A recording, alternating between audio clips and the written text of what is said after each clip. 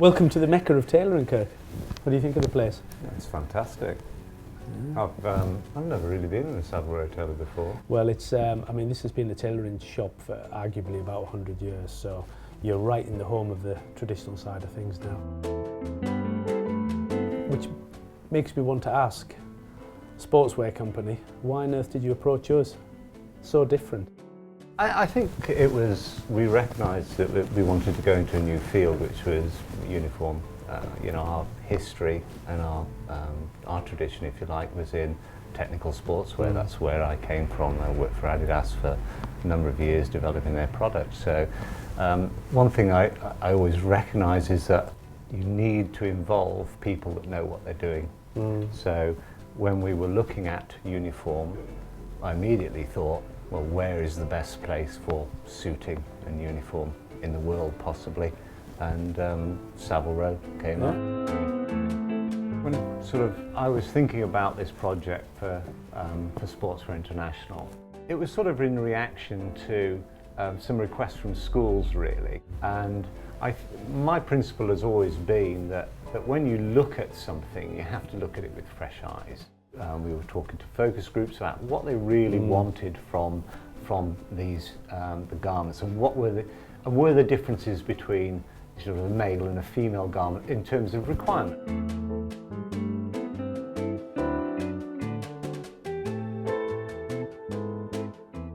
When I looked at uniform, we talked to people about what they needed and what they required.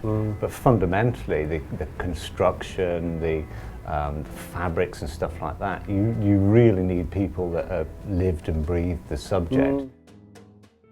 I thought back to when I was at school, and I thought about the things we disliked in a uniform, which is 30, 40 years ago. And then I looked at the current uniforms that you showed me, and strangely enough, all the bad things were still there.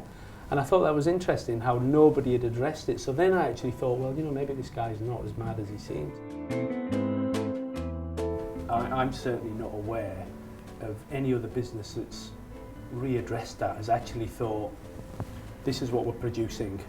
Let's just go to the top and see if we can improve this. So that's, you know, it's been an interesting process, I think.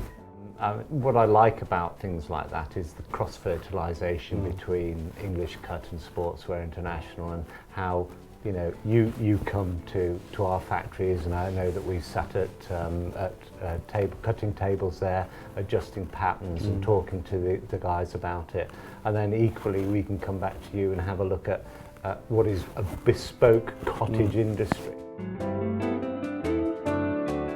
It's nice to have a challenge, but it's even nicer to have a challenge that you can take on and actually feel like you're doing something. So I mean, I've got to admit, it's been fantastic. You know, you came here, you wanted to draw the expertise from here, which is the Mecca for it.